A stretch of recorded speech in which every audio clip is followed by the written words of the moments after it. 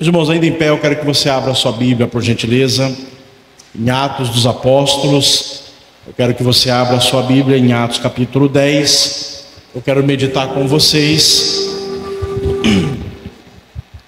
sobre a conversão, irmãos, de um homem justo, temente a Deus, chamado Cornélio. Mas eu queria, irmãos, e talvez você já leu esse texto muitas vezes, talvez você já meditou nesse texto muitas vezes, ou talvez você já ouviu pregações nesse texto muitas vezes, mas eu queria mostrar para vocês não aquilo que a obra missionária, o que a obra o que eu posso fazer pela obra missionária, porque nós vemos claramente um homem completamente perdido sendo salvo através do empenho de uma viagem missionária do apóstolo Pedro, para que esse homem fosse alcançado. Mas eu queria mostrar para vocês um outro lado da moeda. Eu quero mostrar para vocês o que a obra missionária pode fazer por você, o que a obra missionária pode fazer por mim, porque no processo de salvação dos perdidos acontece algo em nossa vida e nosso coração que nós não podemos desprezar. Amém? Atos 10, o verso 1 em diante, nós vamos ler até o verso 29. Havia em Cesareia, a minha tradução está aí na NVI, tá bom? Havia em Cesareia um homem chamado Cornélio, centurião do regimento conhecido como italiano. Ele e toda a sua família eram religiosos, temente a Deus, davam muitas esmolas ao povo e orava continuamente a Deus. Certo dia, por volta das 3 horas da tarde, ele teve uma visão e viu claramente um anjo de Deus que se aproximava dele e dizia: Cornélio. Atemorizado, Cornélio olhou para ele e perguntou: o que é, Senhor? O anjo respondeu: suas orações e esmolas subiram como oferta memorial diante de Deus. Agora, mande alguns homens a Jope para trazerem um certo Simão, também conhecido como Pedro, que estava hospedado na casa de Simão, curtidor de couro, que fica perto do mar. Depois que o anjo que lhe falou se foi, Cornélio chamou 2 de seus servos e um soldado religioso dentre os seus auxiliares, e contando-lhes tudo o que tinha acontecido, enviou-os a Jope. No dia seguinte, por volta do meio-dia, enquanto eles viajavam e se aproximavam da cidade, Pedro subiu ao terraço para orar e, tendo fome, queria comer. Enquanto a refeição estava sendo preparada, caiu em êxtase. Viu o céu aberto e algo semelhante a um grande lençol que descia a terra, preso pelas 4 pontas, contendo toda espécie de quadrúpedes, bem como de répteis da terra e aves do céu.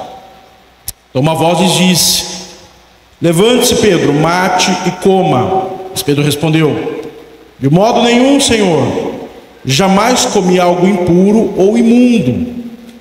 A voz lhe falou a segunda vez: não chame impuro ao que Deus purificou. Isso aconteceu 3 vezes, e em seguida o lençol foi recolhido ao céu.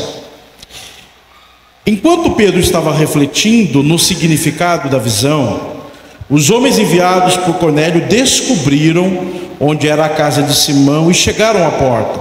Chamando, perguntaram se ali estava hospedado Simão, conhecido como Pedro.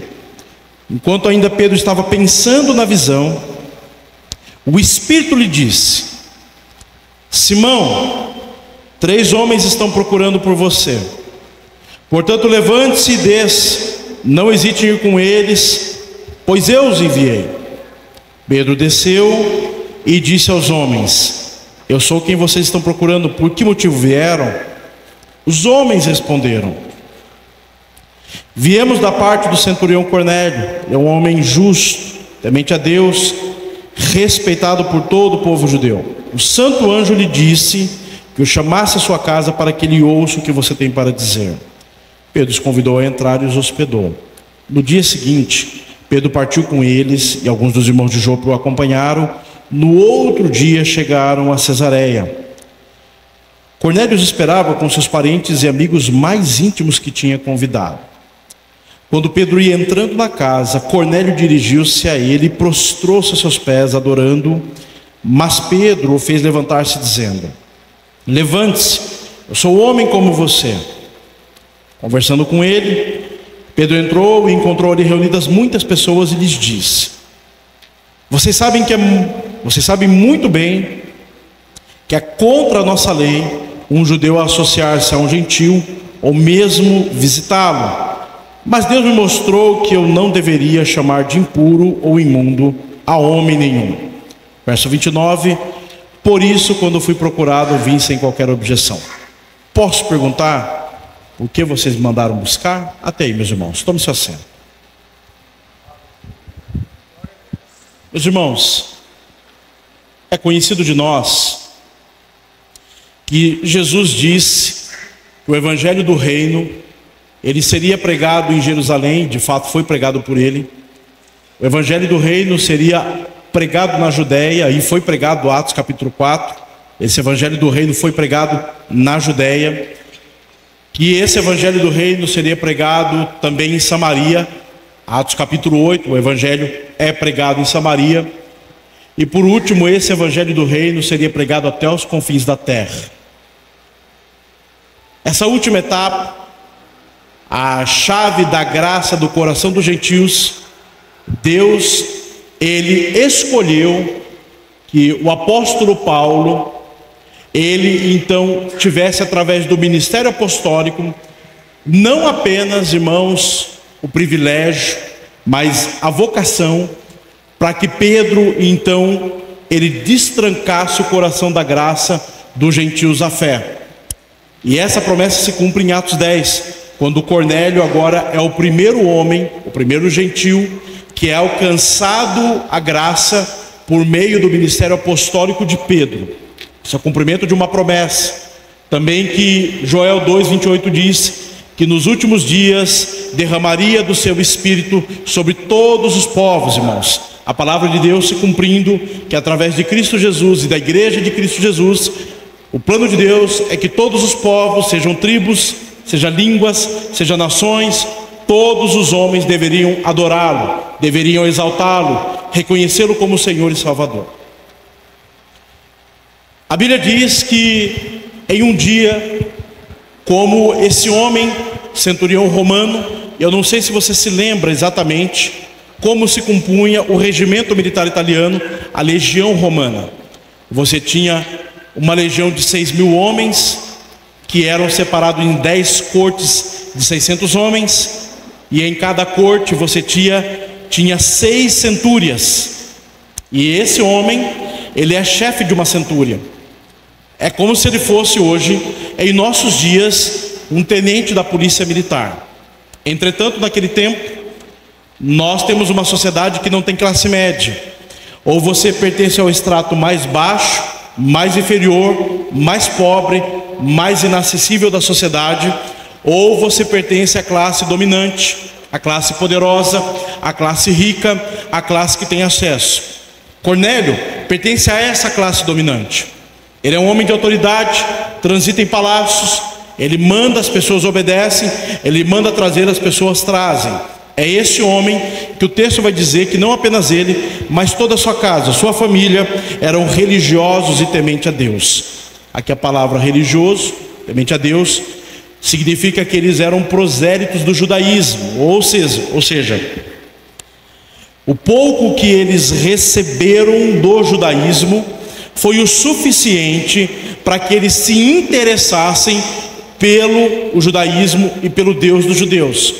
E isso é o suficiente para que eles se tornem piedosos, para que eles se tornem generosos e para que eles se tornem temente a Deus. Então nós temos aqui uma figura, uma pessoa que ela não conhece da graça salvadora, ela não recebeu ainda a mensagem da salvação, ele não conhece as boas novas do evangelho, ele não ouviu falar sobre Cristo Jesus, ele não conhece a mensagem que pode salvar o seu coração.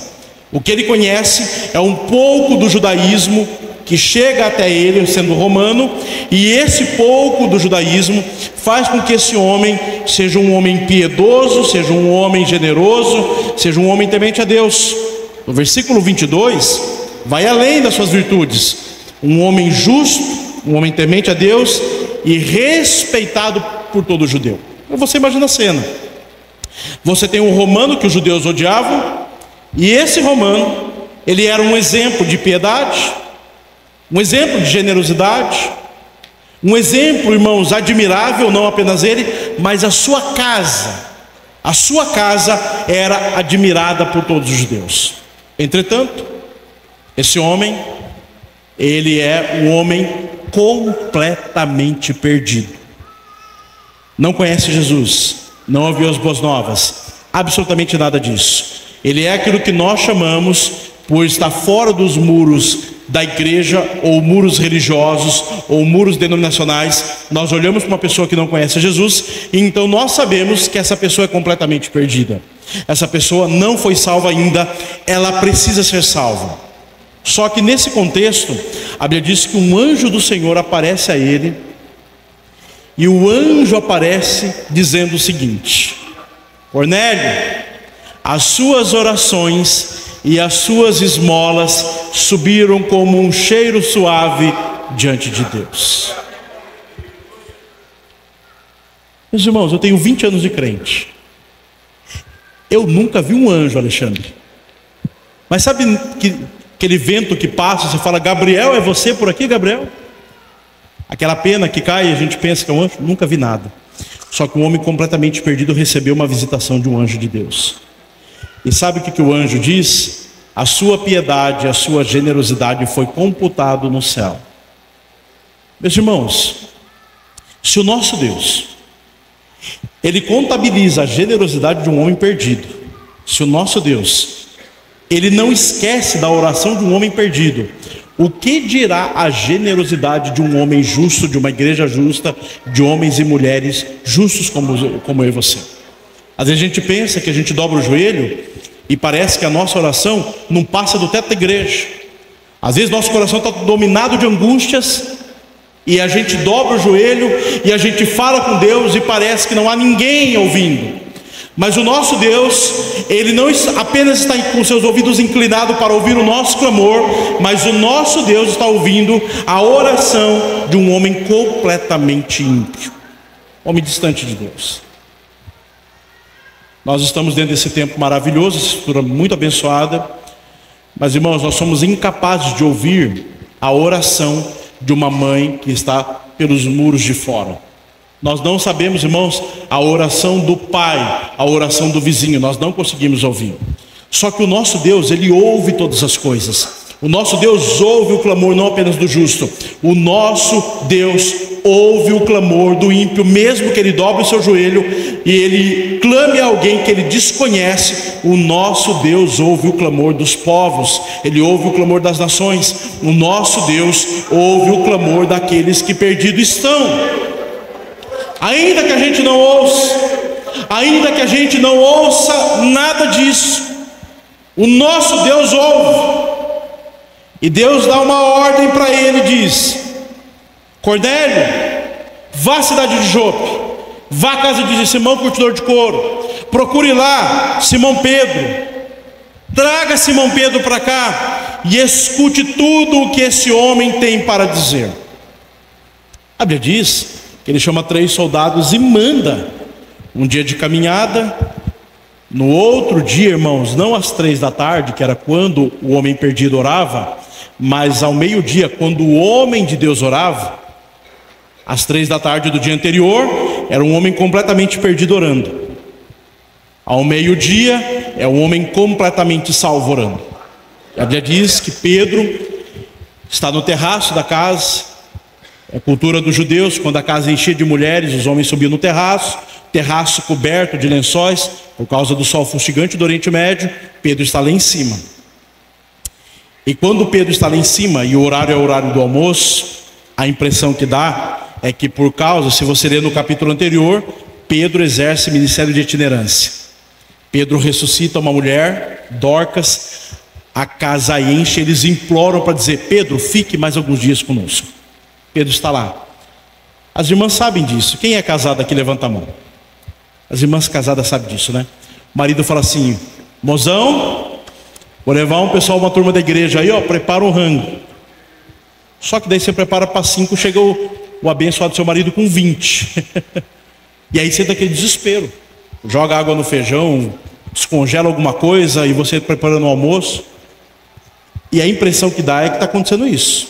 Pedro está na hora do almoço, está em êxtase, tem uma visão, e a visão desce, que é um lençol com 4 tipos de animais que a lei proibia Pedro de comer.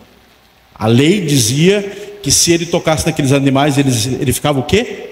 Impuro. E aí começa uma crise dentro do coração de Pedro. Porque a lei diz: Pedro, mata e come. E eu fico imaginando, irmãos, Pedro, né? Pedro, aquele homem turrão, né? Aquele homem que não pensa para falar, que reage na hora errada, fala da maneira errada. Pedro dizendo: não, Senhor, eu jamais, eu não como essas coisas imundas, impuras. Aí a visão se repete de novo: Pedro, mata e come. E aí não é teologia, é axiologia do Carias. Eu fico imaginando Pedro dizendo assim: Senhor, o Senhor esqueceu com quem o Senhor está falando. Eu sou judeu puro sangue. Não, eles podem te abandonar, eles podem comer essas coisas, eu não. Pedro já tinha passado por uma cena semelhante como essa. A visão de Deus muda sim ou não, irmãos? Não, porque não é a palavra de Deus que muda, é o obreiro de Deus que tem que mudar. A palavra vem novamente, a visão: Pedro, mata e come, e vem com uma advertência: não chame de impuro ao que eu já purifiquei.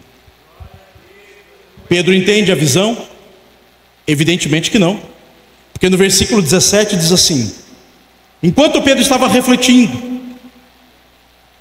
No versículo 19, enquanto Pedro estava pensando. No versículo 20, Pedro, não hesite. Então nós temos um homem completamente perdido, que não conhece a Jesus, não conhece a palavra de Deus, que Deus fala através de um anjo uma única vez, dizendo: vá buscar o homem de Deus que tem a palavra de Deus. A pergunta é: como o homem completamente perdido reagiu a essa ordem de Deus? Veja o verso 33 da sua Bíblia. Diz assim o texto, Cornélio falando: assim mandei buscar-te imediatamente, e foi bom que você veio. Eu fico imaginando Cornélio: Pedro, quando Deus falou comigo, mandei buscar você imediatamente, e foi bom que você veio, viu, Pedro? Aí nós temos um homem completamente perdido, dizendo que ele obedeceu à voz de Deus imediatamente. E nós temos do outro lado um homem completamente salvo, que Deus deu 3 visões para ele. Verso 17 deu tempo para pensar, refletir. Verso 20 disse o quê? Não hesite. Dá para piorar a situação de Pedro, sim ou não, irmãos? Fala para o seu irmão: dá para piorar, dá. Sabe por quê? No verso 22 os guardas chegam. Deus fala com o homem perdido, Deus conhece o seu completamente salvo, e aí, ao falar com o homem completamente perdido, esse homem pega 3 soldados para ir buscar Pedro. Irmãos, Pedro não foi convidado, ele foi carregado para lá. É como se Deus pensasse assim: Pedro, você vai ou você vai, e para garantir eu vou mandar a polícia para te levar. Aí vai os 3 soldados escoltando Pedro até chegar lá. Terceiro dia, mais um dia de caminhada. Quarto dia, 4 dias que Cornélio estava esperando. Aí, irmão, sabe o que Cornélio faz? Quando a gente vai receber alguém que a gente tem uma admiração tão grande, alguém que a gente tem um carinho muito grande, a gente pega as crianças, dá banho nas crianças, corta cabelo, arruma a casa, chama a faxineira, a gente coloca tudo em ordem, a gente faz a compra do mês, prepara um pernilzão, uma coisa muito gostosa, e fala: todo mundo, eu vou chamar todos os meus amigos, porque aquela pessoa que eu admiro, o homem de Deus, vai vir na minha casa. E é o que Cornélio faz. Ele prepara a casa, chama os amigos mais íntimos, gente de autoridade, chefe de corte de repente, chefe da legião romana, políticos devem estar na casa desse homem. Esse homem é de autoridade, ele entra no palácio e é questionado quando entra, bate-se continência para ele. Ele está lá, a casa está cheia, as crianças estão trocadas, tudo está arrumado, porque o homem de Deus está vindo. Aí o homem de Deus chega. Cornélio comete um erro. Ele se prostra diante de Pedro, porque ele confunde a criatura com o Criador. E imediatamente Pedro repreende e diz: eu sou homem como você, se levante. Meus irmãos, uma das coisas que mais prejudica a igreja nesse tempo é o culto à personalidade. Colocamos líderes aonde somente Cristo pode estar. Uma das coisas que acabou com a igreja de Corinto, e Paulo combateu arduamente os racha dentro da igreja, as divisões, é porque a igreja nutria um comportamento faccioso de colocar os seus líderes lá na ponta e dizer: eu sou de Paulo, eu sou de Pedro, eu sou de Apolo, eu sou de Cristo. Ou seja, eu sou do partido filosófico de Apolo, eu sou do partido legalista de Paulo, eu sou do partido tradicional de Pedro, eu sou do partido liberal de Cristo. Isso é um pensamento grego que invade a igreja. Cornélio, irmãos, que queima incenso diante do imperador, não percebe, ele se prostra. Sabe qual é a atitude de Pedro? Se levante, sou homem como você. Meus irmãos, o único que merece a honra, a glória, o louvor, hoje e eternamente, é o nosso Senhor Jesus Cristo. Não importa quanto Deus nos use, não importa para o que Deus nos use, o que merece toda a honra, glória e louvor é Deus, é a pessoa bendita de Cristo Jesus. Pedro repreende, Pedro adverte, e Pedro entra na casa. Então vamos pensar. Um homem completamente perdido recebe uma visitação de um anjo com uma ordem: busque meu homem de Deus, busque meu servo. Aí Deus vai falar com o servo: 3 visões, tempo para pensar, tempo para refletir. O Espírito diz: não hesite. Deus, conhecendo o seu servo, prepara a polícia e fala: você vai ou você vai, Pedro? Ele vai. Aí, irmãos, quando ele entra na casa do anfitrião, sabe o que ele diz? A nossa lei não permite comer com vocês.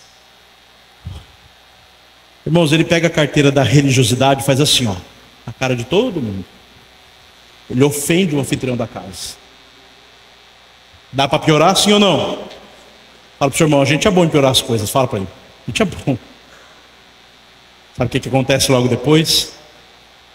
Pedro diz assim: quando fui convidado, vim sem qualquer objeção. E eu fico imaginando, irmãos, sério? 3 visões, tempo para pensar, refletir, não hesite, polícia, chega na casa, ofende o anfitrião e todo mundo naquela casa. A pergunta é, irmãos, olhando por essa ótica, esse texto, quem parece estar perdido na história? Cornélio ou Pedro? É Pedro que parece estar perdido, né? Sabe o que é mais interessante? Atos capítulo 8, versos 26 a 40, fala da conversão do etíope. O ministro da fazenda da Etiópia vai a Jerusalém e de volta Deus usa Felipe para pregar o evangelho para ele. Felipe é grego. Felipe prega para um africano e o africano se converte. Atos 8:40, sabe para onde vai o grego? Para a cidade de Cesareia, exatamente onde está o romano Cornélio. Pensa comigo, irmãos. Se eu sou Deus, eu falo: peraí, em Cesareia tem um homem romano querendo ser salvo, e eu tenho na mesma cidade um grego querendo pregar o evangelho? É só um atravessar a rua do outro e um pregar o evangelho para o outro. Sabe o que Deus faz? Não. Você já fez a sua parte, Felipe. Agora eu vou preparar o meu servo para uma viagem, porque eu preciso trabalhar no coração dele. Irmãos, eu sei o que Pedro está passando por aqui. Eu sei muito bem. Você chegar num lugar, numa tribo, você chegar num local desconhecido, e você ser hospedado numa casa que você não quer ser hospedado, e você ter que comer uma comida que você não está habituado a comer, e você ter que falar com um povo que você não está acostumado a falar. Eu me lembro uma vez no Piauí, a gente chegou lá, e sempre quando dizia assim: olha, missionário, preparamos uma comida típica, eu falo: sangue de Jesus tem poder. Pai, se possível, afasta de mim esse cálice. Aí, pastor Nito, quando eu olhei aquela cabeça, com aquele zoião olhando para mim assim, e aí eu fiquei pensando comigo: se eu estourar aquele zóio na boca, vai tudo para fora, e se eu engolir eu fico engasgado, o que eu faço? Aí você fica jogando de um lado para o outro sem saber o que fazer, né? Me lembro que nós estávamos no Amazonas, e quando nós estávamos viajando, 21 dias navegando entre os ribeirinhos, de repente, era de madrugada, eu fui ao banheiro, e quando eu abro assim a porta do quarto que eu estava no barco, uma jiboia enrolada assim no cabo que estava prendendo o barco. A hora que eu olhei para a jiboia, ela olhou para mim, irmão, aquela cobra, passou até vontade de ir no banheiro na hora. Eu vou nada. Vou ficar aqui dentro intercedendo, né? Não é fácil, irmãos. Só que sabe o que Deus está fazendo com Pedro? Deus está preparando um lugar, pessoas, circunstâncias difíceis, lugares que ele não tem interesse de ir. Porque, irmãos, Deus não está apenas interessado naquilo que a gente faz. Deus está mais interessado em nós do que aquilo que a gente pode fazer para Deus. Perceba que se Deus quisesse só salvar Cornélio, era só Felipe ir até a casa de Cornélio, assim como ele foi até o etíope e pregar para aquele homem. Mas Deus não faz isso. Deus pega agora um judeu e leva ele lá na casa de um romano, e agora Deus prepara um ambiente para que ele possa pregar o evangelho. Você percebe, irmãos, que não é apenas Deus utilizando a obra missionária para que o perdido seja salvo, mas é Deus utilizando a obra missionária para que o salvo também não se perca. É assim que Deus faz. Eu já levei mais de 5.000 voluntários na obra missionária, viajando por esse país e outros países. Nunca ninguém chegou e falou assim: Carias, eu vou ter pior, vou ter um pai pior, vou ter um filho pior, vou ter um cônjuge pior. Não! Porque Deus, Ele vai trabalhando em nossa vida. Enquanto nós trabalhamos para Deus, precisamos permitir Deus trabalhar em nós. Nós estávamos, irmãos, lá no Nordeste, e aí nós íamos fazer algumas inserções em tribos quilombolas indígenas. E aí chegou uma moça muito bonita, e ela pegou, abriu-se uma mala cheia de vestido longo até o pé assim. Aí eu olhei para aquilo, eu pensei comigo, falei: será que alguém avisou a ela para onde a gente vai? Dá para piorar, sim ou não, irmãs? Ela abriu a segunda maleta. Irmãs, o que tinha na segunda maleta? Sapato. Quando ela abriu a segunda maleta, aquele sapato fininho, escarpã. E eu pensando, falei: meu Deus do céu, ela não vai conseguir andar aqui não. Irmãs, dá para piorar, sim ou não? Sempre dá. Ela abriu a terceira maleta. O que tinha, irmãs, na terceira maleta? Quando ela abriu o kit Mary Kay dela, eu fiquei olhando, falei: meu Deus, será que avisaram ela que a única maquiagem que a gente usa aqui é terracota, né? Nós entramos nas caminhonetes, irmão, já não tinha lugar, e eu fui na caçamba, os homens, né? Aí essa irmã foi entrar e ela falou: ó, não tem lugar, você tem que ir na caçamba. E ela foi na caçamba com a gente. Só que a região que a gente foi, irmãos, a terra era que nem um talco. Pensa, 6, 7 caminhonetes traçadas 4x4 no meio daquele terrão, horas e horas. Irmãos, quando a gente chegou lá, pastor, eu cheguei parecendo Chewbacca, vermelho até o pé assim, ó. Só dava para ver a bola branca do zóio assim, ó. Mas, irmãos, quando eu olhei para ela, parecia aquele vaso ali, assim, o cabelo dela. Falei: irmã, você vai assustar os índios desse jeito?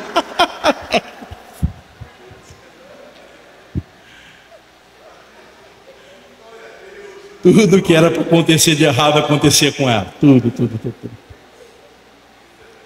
Aí eu me lembro que nós estamos chegando no final já da viagem missionária. Essa irmã, muito carinho, muito temor no coração, ela falou assim: eu sei porque Deus me enviou para cá. Eu sei porque Deus precisava alcançar meu coração. Deus precisava novamente me dar prazer e alegria em ver o perdido sendo alcançado. Deus precisava mudar o que estava aqui dentro de mim. Me lembro de ela pegar aqueles kits de maquiagem, irmãos, caro. Eu não sei quanto que é Mary Kay, mas não é coisa barata, né? E ela pintando o rostinho das crianças, irmãos, com aquela maquiagem. Abriu os sapatos assim, doou para as meninas, os vestidos. E ela dizendo: hoje eu sei o porquê Deus me trouxe até aqui. Meus irmãos, a maioria de nós encara a obra missionária, um trabalho de evangelismo como hoje feito, como mais uma atividade que eu preciso fazer. Poucos de nós encaram a obra missionária como deve ser encarada, permitindo que Deus trabalhe em nosso coração, Deus mude a nossa vida. Nós vemos Pedro, de forma clara, sendo letárgico à vontade de Deus, resistente à palavra de Deus, à visão de Deus, resistente ao tempo de Deus. Deus dando com clareza sinais, falando com o teu servo, e ele sendo letárgico, vagaroso a corresponder. A pergunta é: então o problema da igreja era Pedro? Não, não era Pedro. Leia Atos 11, olha o título da sua Bíblia, Atos 11. Pedro é o instrumento de Deus para que a palavra de Deus se cumpra, que até os confins da terra seria alcançado, e Deus escolheu que os confins da terra fossem alcançados por meio do ministério apostólico de Pedro, para que Pedro abrisse o coração dos gentios à graça de Cristo. A promessa se cumpre. Agora a igreja de Jerusalém recebe a notícia que agora os gentios também foram inseridos à fé, e agora a igreja de Jerusalém reúne com Pedro, e o título de Atos 11 é: Pedro se explica diante da igreja. Meus irmãos, Pedro não foi chamado para testemunhar. Testemunha é outra coisa. Pedro foi chamado para se explicar. Leia Atos 11, 2. Assim, quando Pedro subiu a Jerusalém, os que eram do partido dos circuncisos o criticavam, dizendo: você entrou na casa de homens incircuncisos e comeu com eles, né, Pedro? Percebe? O problema aqui não era Pedro. O problema aqui era o coração da igreja, que ainda não estava aberto para que Deus enviasse gentis perdidos. Era pior ainda. Quando você lê Atos capítulo 15, o concílio de Jerusalém, o concílio de Jerusalém trata-se da inserção dos gentios à fé. Mas esse não era o problema do concílio. O problema do concílio é que o judeu não se considerava pecador como o gentil. Esse é o problema dos judeus. Eles não se consideram pecadores como os gentis. E aqui está uma advertência para nós, irmãos. Uma advertência. Todos nós, antes da graça de Cristo, tal qual como esses homens, como aqueles que perdidos estão, todos nós estávamos distante da salvação. Todos nós estávamos mortos em nossos pecados e transgressões. Todos nós vivíamos em desobediência. E a única palavra que pode mudar o homem, tirar do cemitério do pecado e colocá-lo na sala do trono do rei, que pode vivificar alguém, é o evangelho das boas novas de Cristo Jesus. É o único que pode fazer. Só que a igreja ainda não tinha entendido. Eles começam a apresentar objeções até o verso 18 de Atos 11. Aí o texto diz assim: ouvindo isso, Pedro conta tudo o que aconteceu. Ouvindo isso, não apresentaram mais objeções e louvaram a Deus, dizendo: então Deus concedeu arrependimento para a vida até mesmo aos gentios. Meus irmãos, escute o que eu vou dizer. Do fundo do meu coração, a maioria de nós pensa que a principal barreira à salvação das nações é a língua, é o câmbio, é a cultura, é a distância. A maioria de nós sempre acredita que essas sejam as maiores barreiras, e de fato são grandes barreiras. Mas sabe qual é a primeira barreira para a salvação dos perdidos, irmãos? A primeira barreira sempre é o nosso coração. Estamos dispostos a abrir mão de desconforto, de receber pessoas difíceis? Eu preciso dar um testemunho para você. Estávamos na igreja, num culto de domingo como esse. Chega um casal e nós apresentamos a igreja. No outro domingo chega um outro casal e a gente apresenta a igreja. Mas no momento de apresentar, eles disseram: não, nós viemos domingo passado, mas eu era ela e ela era eu. Eu falei: como é que é isso? Ela falou: nós somos trans. Eu falei: tá bem estranho mesmo isso. Irmãos, foram 5 anos de um processo de libertação. Tem ideia? Satanista, transexual. Irmãos, semanas e semanas a fio trabalhando com esse casal. Eles se separam, o rapaz fica, e anos trabalhando com eles. Hoje ele é casado, tem uma filha, separado, evangelista da igreja. Os irmãos, nem sempre quando a gente sair para evangelizar, Deus vai colocar uma pessoa com virtudes como a de Cornélio na nossa vida. Homem admirável, distante de Deus, mas admirável. Às vezes Deus vai colocar gente difícil, gente que dá trabalho para a igreja, gente, irmãos, que o diabo está segurando a vida dela, porque o diabo não está disposto a perder essa pessoa com facilidade. Mas a primeira barreira, irmãos, de fato é a barreira do nosso coração. Quantas vezes a gente passa pela rua, vê um morador de rua jogado no chão, e a gente olha para aquele morador de rua, e a gente não percebe que há mais da beleza de Cristo Jesus naquela pessoa do que em todas as mais belas praias desse mundo. Porque aquela pessoa foi feita à semelhança de Cristo. Eu, há 20 anos atrás, eu era um jovem que tomava etanol em posto de gasolina, que dormia na porta do emprego para não ser demitido, e muitas pessoas desprezavam e passavam de largo. Até um dia que a graça de Cristo, ela me alcançou, ela transformou, ela me libertou dos meus vícios, ela mudou completamente a minha vida. E ainda hoje Deus está procurando pessoas para que sejam um instrumento dele, aonde Deus enviar, aonde Deus mandar. Ainda hoje Deus procura corações ensináveis, para que esse coração ensinável ele seja um instrumento de Deus aonde Deus enviar. É assim que Deus opera. É assim que Deus usa a obra missionária. É assim que Deus usa a igreja para salvar o membro. É assim que Deus usa a obra para que o obreiro não se perca. É assim que Deus usa a missão para que o missionário não se distancie do seu chamado e da sua vocação. Porque enquanto trabalhamos para Deus, Deus trabalha em nós, Deus trabalha através de nós, Deus trabalha apesar de todos nós. É assim que Deus faz. Deus pega a vida de Pedro, mesmo podendo usar outro, e diz: Pedro, eu tenho uma viagem missionária preparada para você. Vou te preparar uma hospedagem que você não quer, uma comida que você não quer provar. Nós estávamos no interior de Burkina Faso, na África. Nós estávamos no leste, na divisa lá, no norte, divisa com o Mali. E nós íamos dormir em barracas no meio do deserto. E aí a gente chegou lá, irmãos, aquela cena do pica-pau, sabe? Aquele tachão de comida africana lá, lenha embaixo. E eu olhei, irmãos, duna, areia para lá, areia para cá, pensei, só pode ser a nossa comida, não tem mais nada aqui. Aí um pastor amigo meu que estava na caravana, ele olhou assim, primeira viagem missionária dele, ele falou assim: ô Josinaldo, cheiro bom é galinhada? Aí eu olhei para ele e falei: o senhor viu algum frango nesse país?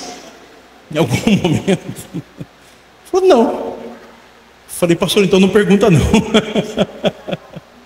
A gente come de olho fechado assim, né? Irmãos, o que é um desconforto como esse, perto da salvação de crianças, 4.600 crianças sendo alcançadas lá na tríplice fronteira africana? Eu quero que vocês coloquem então. Sabe o que eu acho mais lindo nesse texto? A gente não lê esse texto dessa maneira. A gente lê a conversão de Cornélio, um homem justo que precisava ser justificado. A história de Cornélio também mostra que Deus busca aqueles que o buscam. Atos 8 fala sobre isso, Atos 10 fala sobre isso, Atos 16, a conversão de Lídia. Deus se interessa por aqueles que por ele se interessam. Deus não despreza o mínimo esforço humano quando o homem ele deseja conhecer a Deus. Mas nas entrelinhas esse texto não fala de Cornélio, esse texto fala de Pedro. Agora eu quero que você olhe atentamente para mim. Homem justo, piedoso, generoso, temente e admirado. Eu fico imaginando Deus olhando para essa igreja. É como se Deus sussurrasse, gritando aos ouvidos da igreja: se vocês não recebem um homem com essas virtudes, como receberão o homem do capítulo anterior? Paulo de Tarso, maior perseguidor da igreja, o homem que mais dores trouxe ao meu povo, o homem que presenciou o primeiro mártir da história da igreja, o homem que pegou cartas para ir e perseguir até Damasco aqueles que proclamavam o nome do Senhor. Percebe, irmãos, que a igreja não abriu o coração para Cornélio, um homem como Cornélio. Como a igreja abriria o coração para Paulo? Não abriu. Leia Atos 11. Eles não abriram o coração, mandaram Paulo embora. Paulo vai para Tarso e fica 10 anos em Tarso. Meus amados irmãos, eu vim aqui dizer para você que nós não podemos fechar o nosso coração para aquilo que Deus quer realizar, não apenas através de você e de mim, mas aquilo que Deus quer realizar em nós, enquanto nós trabalhamos para Deus. Que a obra missionária não se trata apenas de tarefas a cumprir, mas que Deus, Ele trabalha mais em nós do que através de nós. Cada vez que eu volto do campo missionário, cada vez que eu volto de uma viagem missionária, cada vez que acaba uma cruzada, cada vez que eu chego na minha casa, eu olho no meu espelho, eu olho e digo para mim mesmo: eu sei que ainda hoje, 20 anos depois, eu sou o maior alvo da sua graça, Senhor. E se não for ela, o meu coração vai endurecer, Pai. O meu amor pelos perdidos vai acabar, o meu zelo pela evangelização vai terminar, porque a tua graça ainda hoje, 20 anos depois, acendeu uma chama no meu coração, para que não somente a mim, mas todos aqueles que o Senhor quer salvar, o Senhor me coloque no caminho deles, independente da minha vontade, independente do meu desejo. Que Deus cumpra a vontade dEle no seu coração, que Ele faça da maneira como Ele quer, e que Ele te leve diante daqueles que Deus deseja que você fale de Cristo. Mais do que fazer algo pela obra missionária, eu quero convidar você a abrir seu coração para que a obra missionária faça algo por você. Você planeja as férias de família? Planeje conhecer um campo missionário. Leve seu filho, leve sua filha adolescente para um campo missionário. Você vai ver o impacto que você vai fazer na vida do seu filho. Se envolva com a obra missionária, não apenas porque existem necessidades, mas porque ela pode operar e fazer algo extraordinário no seu coração. Rendemos graças ao teu nome, Senhor, porque quando eu vejo a letargia de Pedro, Senhor, a dificuldade dele de entender a sua voz, eu me enxergo, Senhor, sendo esse homem. Muitas vezes o Senhor fala comigo uma vez, o Senhor fala de novo, Senhor, o Senhor dá tempo para eu pensar sobre o que o Senhor disse, o Senhor dá tempo para eu refletir sobre o que o Senhor falou no meu coração. Outras vezes o Senhor fala, Santo Deus diz: não hesite, vai, Anderson. E quantas vezes eu me sinto carregado pelas circunstâncias, Senhor, porque eu sou esse homem letárgico, vagaroso, Santo Deus, para entender a sua voz. Mas o que eu amo nesse texto é que o Senhor não oculta, Santo Deus, isso. Pelo contrário, logo depois, verso 35, Pedro vai dizer: agora eu sei que Deus não faz de maneira nenhuma distinção entre os homens.